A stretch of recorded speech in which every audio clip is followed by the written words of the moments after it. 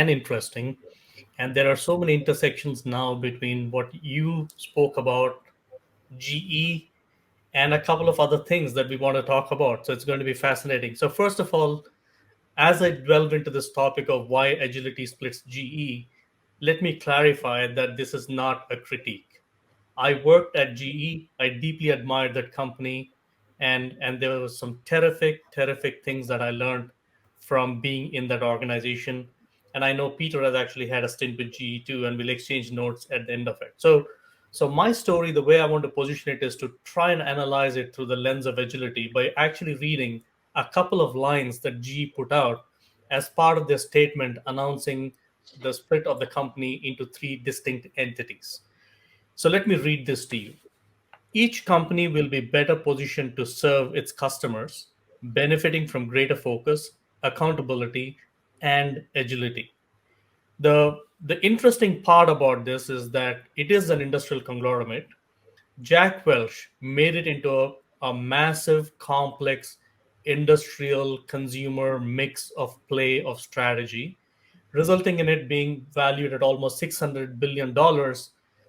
Not too far away, actually. It was in the year 2000. And at one point, you would almost think that GE had a shot at becoming the first $1 trillion valued company, which, of course, it was Apple much later today. Now, this year alone, GE employs, I think, about 174,000 employees. In 2000, they had almost 300,000 plus.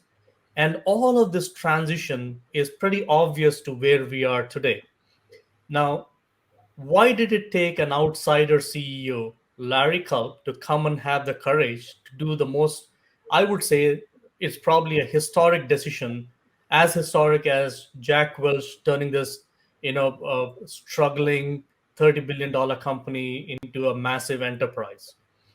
Now, one of the reasons for that is that both Jeff Immelt and John Flannery were brought up in what they called as the GE way, right? So it's a very profound belief that culture transcends industry, that the way leaders are brought up in GE can pretty much run any business globally. And by the way, to a large extent is true because a lot of people who left in these succession processes went on to head companies like eBay and others and run them very successfully.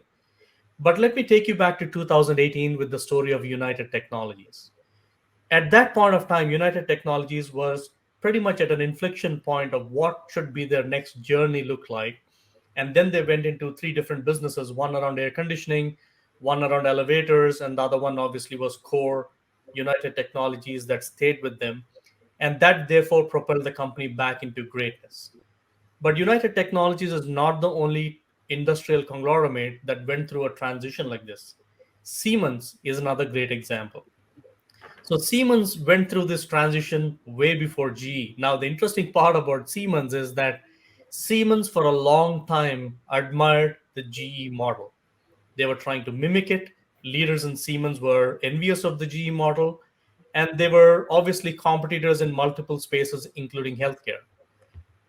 Yesterday, the CFO of Siemens issued a statement that Siemens felt validated by looking at what GE is going through today. So, in many ways, the question that we ask is this the era of industrial conglomerates getting eaten up by technology platform ecosystem companies? Or is it something that the industrial companies could have done very differently in how they digitize themselves and adopted themselves? So one of the initiatives in GE Digital was called Predix. It was an analytics platform that collected data from every moving machines that GE operated, maintained across the world, whether it was turbines, airplane engines, and all of this was, they built a huge data center in France, hired 1,000 data scientists. However, you see that GE had a struggle imagining its business to be a very technology platform businesses. This is the company at one point of time we bought a refrigerator from, our light bulb from, supplied electricity to cities, and a whole bunch of other things. So GE could have easily been the first fintech company on the planet.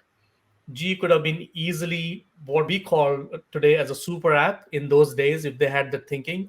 So the ideas that G was known for got eaten up, obviously, part by the financial crisis where they were exposed to subprime, part due to 9/11 where the aviation business took a hit. But having said that, Even Jack Welch and John Flannery knew at some point the company had just become too unwieldy. So in comes Larry Culp, and in my view, Larry Culp actually with this decision has replaced Jack Welch as the greatest 21st century manager. That's what Fortune, I think, magazine called Jack Welch at one point of time. So let me close up with, in my argument, what are the three things that worked or could have been done differently, or the lessons that we have from this transition of GE. And by the way, it is the right thing to be doing. It's not, again, a criticism. First, GE lost the big tech game.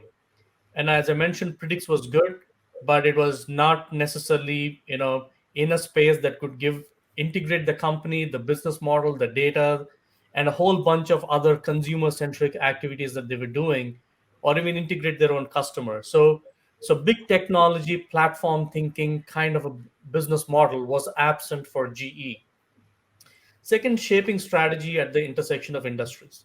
Now, conglomerates obviously are in question as a business model because they base on sharing resources, leveraging each other's debt, so leveraging each other's assets for borrowing, leadership capabilities, corporate umbrellas, etc. But having said that, all of the companies today that rule the market, whether it's Alphabet, Apple, Amazon, then we have these players called Grabs, OpenSea, etc. in Southeast Asia. All of these companies actually are multi-industry thinkers. They may not be a conglomerate, but they actually have a business model that is integrated through a technology platform thinking business model. So you still need to think cross industry, even if you're in healthcare, even if you're energy sector, and even if you're core industrial aviation businesses. The third one, I think this is my favorite: do not be too proud of your culture, because being too proud of your culture has prevented one manager and after another manager brought up in the proud GE culture to make those tough choices. In the Jack Welch days, there were four E's as values of GE. One of them was called edge, the ability to make tough decisions. Now, that edge went missing when you become overly proud of the culture that you have. And that's where Larry Culp stepped in to address that issue.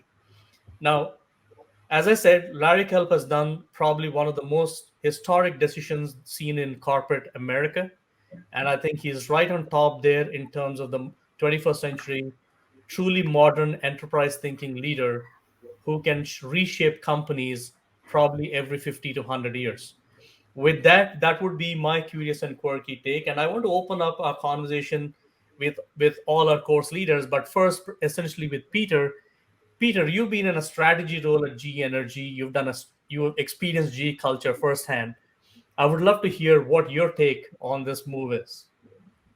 Yeah, very interesting. Actually, I wrote the white paper with the chief economist of GE at the time that announced GE's transition or attempt to transition to a digital industrial enterprise.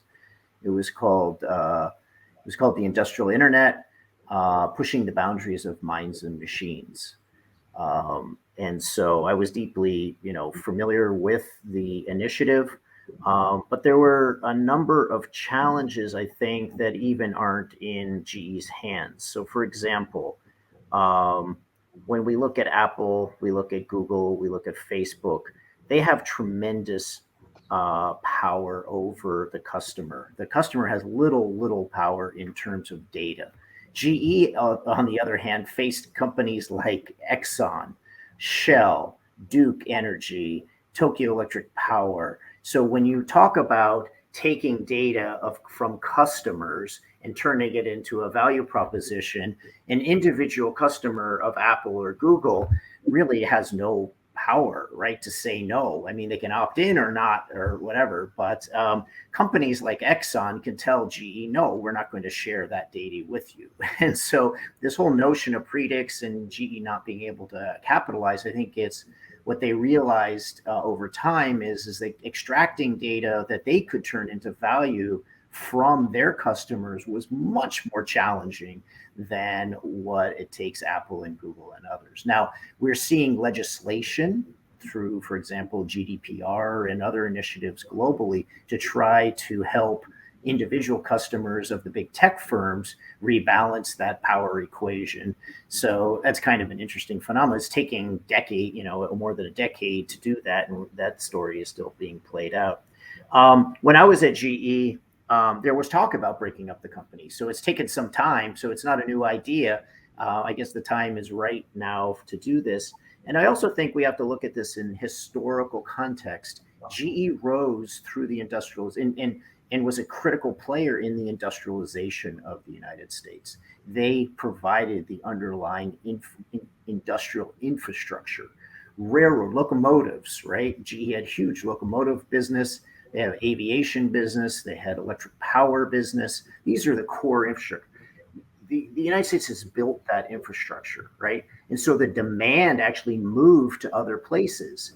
And in the old days, when there were small developing countries, GE had a good chance of winning orders in those countries. When the world shifted to India and China as the main buyers of that equipment, totally different story. Those countries said, no way, we're going to build our own industries. And so market access became a big issue for GE. And so the question was, did they realize that quick enough? I don't think so. And so this transition to this more tech-like, they had all the internal capabilities. They had brilliant engineers.